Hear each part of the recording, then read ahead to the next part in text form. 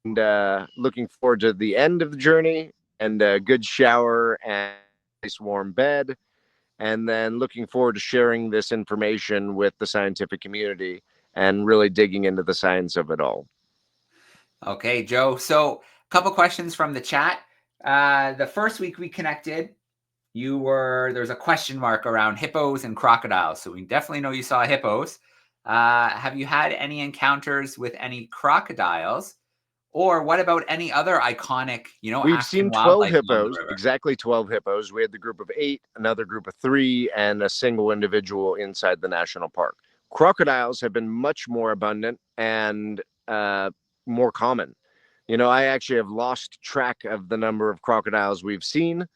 We saw our biggest crocodile today. It was a pretty beefy one sitting on a log. But we've had no scary encounters with them. They seem fairly skittish on this river. And, we've probably seen a dozen or 2 dozen crocodiles, but the biggest one we've seen was about 3.5 meters long. So that's a 10-foot crocodile, but that's not a monster. I've seen 6-meter crocodiles, which are, almost 20 feet long. So, compared to some of the other rivers I've studied, the wildlife has been a little less scary on the Kabompo than some of the other rivers I've surveyed. That said, every time there's a community, they build a crocodile exclusion fence around their bathing area. So they build a fence into the river to protect themselves when they're fetching water and bathing in the stream. And that's a good sign that there are man-eating crocodiles in the Kabompo River. And I hope to keep avoiding those ones. That's fair enough. What about other wildlife, Joe? Thinking maybe typical African wildlife along the river. Have you seen any elephants or leopards or, anything else that students might recognize? Interestingly, so we paddled through a large part of the river went through West Lunga National Park, but there was very little wildlife inside of that national park. We've seen a few impala. We've seen some monkeys, both vervet monkeys and colobus monkeys, and we've seen signs of animals. So we've seen a lot of hippo tracks, a lot of elephant tracks and dung, but very little wildlife. And that's because West Lunga National Park was very heavily poached in the past. So, in the 90s, there was a huge poaching crisis, and almost all the wildlife in West Lunga National Park was extirpated by poaching. And this included rhinos and elephants and lions and leopards.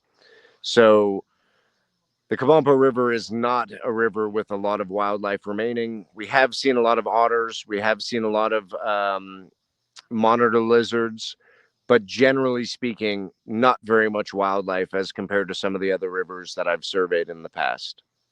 All right. Well, 2 weeks ago when we connected, you were battling sweat bees. So this question here is, how are the biting insects? It's cold season right now, so they're not that bad. I actually did spray myself down with mosquito repellent before taking this call because I didn't want to be slapping myself throughout the call. But they haven't been that bad. The one thing that's really annoying, any scratch you get, you are just coated in these flies. And the flies are everywhere, and they get onto your cuts and they bite your little cuts, and then you get infections. So right now I'm treating a bunch of small infections on my hands and feet and legs, just from the nicks and scratches and mosquito bites that then get chowed by the flies and get infected. So looking forward to being able to treat some of those wounds once we're off the river. But all things considered, relative to some of the other rivers I've surveyed, the bugs haven't been too bad. All right, that's good. Last question for you, Joe. 2 weeks into the expedition, what are you eating out on the river? Boy, we are eating like kings. I must say, our team is cooking for us well. So, we are eating rice and beans as our primary meal, but we've got potatoes, we've got butternut squash, we've got sweet potatoes, we've got some dry meat, which is a nice treat, and every now and again we can catch a fish that we eat for dinner. So we're eating well. Oats in the morning, I've eaten probably, 10 kilos of oats on this trip. But you know, as long as you can drown your oats in enough peanut butter and honey, it's not too bad. So I'm looking forward to a big steak when I get off the river, but that's not too far down the road at this point. All right. You're right, Joe. 1 week to go. You have been in the field for quite some time, though, because before that, you had that big expedition you were leading in Angola. So I bet you were looking forward to hitting that conference and then getting back to California for a bit. Yeah. I've been in the field for almost 4 months straight. And over that time, I've paddled almost 2,000 kilometers, and I've had some pretty hectic situations. So I'm tired. I'm worn down, and I am very much looking forward to the comforts of home, seeing friends and family, and recovering a little bit before I head off to the Democratic Republic of Congo for my next transect. So that'll be my first time in the Congo, and I'm just so excited to see all the fish because they're all going to be new for me. So Yeah. it's really exciting to get to go explore a new river system and a new country. So I'm going to definitely recover and be ready to get back into the field soon thereafter. Perfect. Well, I hope you have a Starlink with you in the DRC, because we would absolutely love to connect with you there in the new school year. Joe, thank you so much for the last few weeks, for taking us with you out on this expedition. And I hope the last week goes really well for you. Thanks so much, Joe, and thanks to everybody tuning in. It's really amazing to be able to be out here, but more amazing to be able to share it with people all around the world. So thanks for tuning in. It's really great to share this opportunity and my passion for African rivers and the fish that live in them. Awesome. Thanks so much, Joe. We'll connect soon. Definitely let me know how the last week goes. Thanks, Joe. Well, will do. Thanks all. All right. Very cool. So I'm here in Canada. We've already bounced to Africa. We were then up in the Azores, which is part of Portugal. So we've definitely covered a lot of ground here virtually in our world's most exciting classroom today. So we have a few more things to do before we wrap up, and that includes our experiment, and that includes our curiosity of the week. So a couple weeks ago, we had the Grow Your Own Geode experiment. That was our experiment from a couple of weeks ago. And let's take a look right now at those results. I'm going to pull it up here. Oops, I got to stop that old screen share so we can start a brand new one. Let's take a look at the results from our Grow Your Own Geode experiment from 2 weeks ago.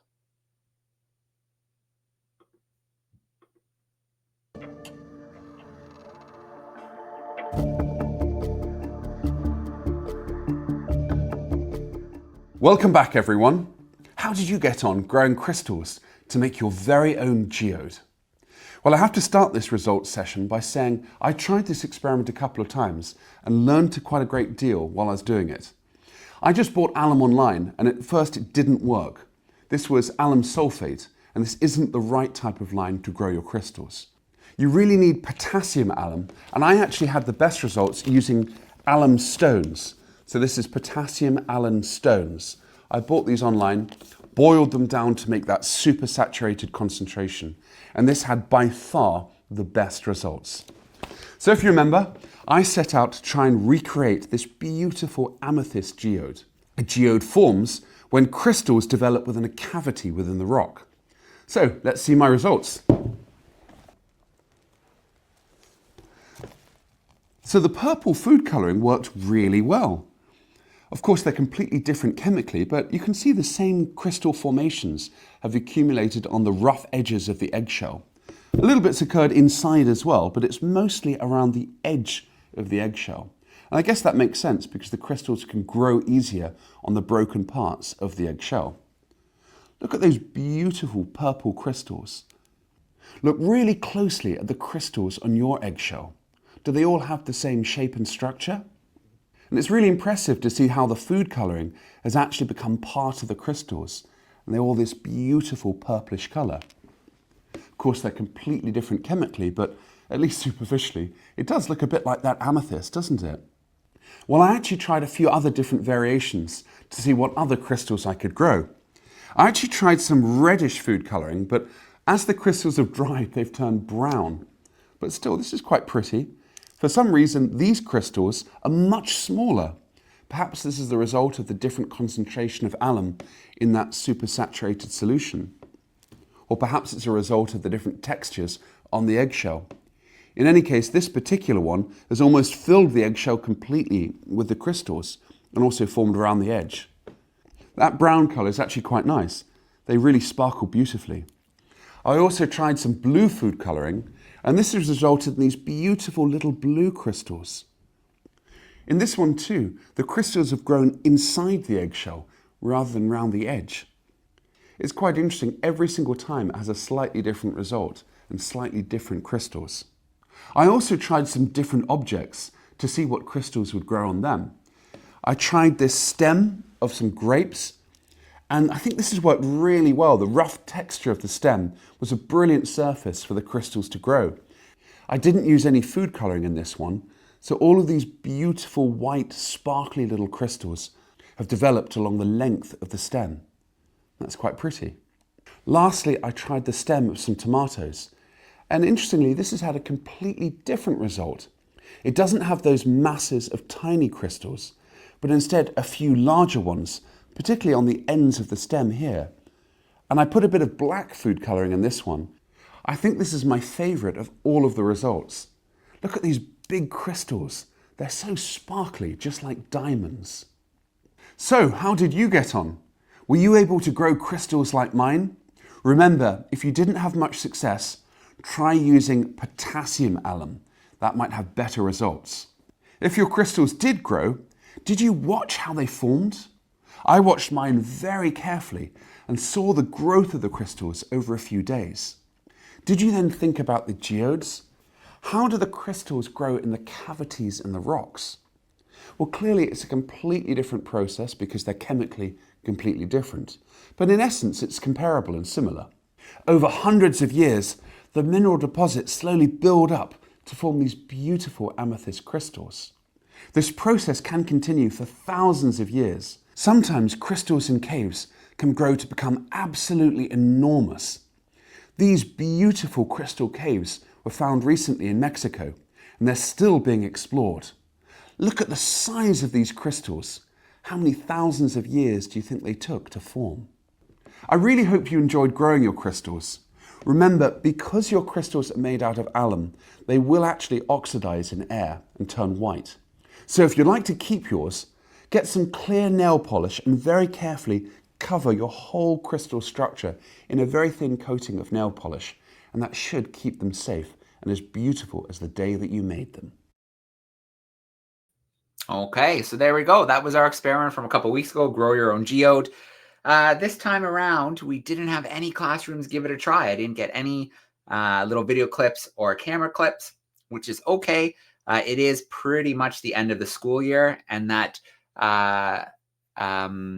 alum that you needed was a little bit tricky to get your hands on. It was findable on Amazon, but you would have had to order it. So I'm not surprised. Hopefully this is something you can try over the summer. You can always come back to these videos. You can check them out and you can try these experiments at home. Remember though, the potassium alum works the best was the results that Stu found. So you should be able to find those available online. So we will not have a new experiment today because next week is our final World's Most Exciting Classroom event.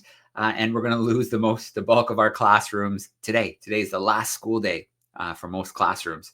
So you can definitely tune into next week's event from home. You can tune in online at the usual time, 9 o'clock Eastern, 2 o'clock in the UK. Today was a little bit different because we wanted to have Joe join us from Zambia earlier. And yeah, so you can still tune in at the usual time next week if you want to, or you can catch the recording. We are going to have a curiosity of the week because we do still have one more week. So let's take a look at last week's curiosity. Let's take a look at the answer. Everyone, last week I asked you to try and identify this beautiful but very strange mineral.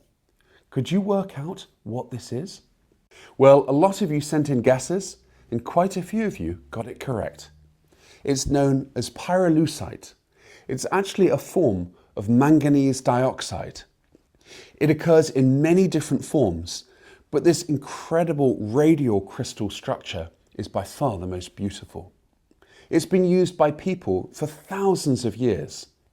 In fact, its name comes from the Greek pyro for fire and lucite meaning to wash.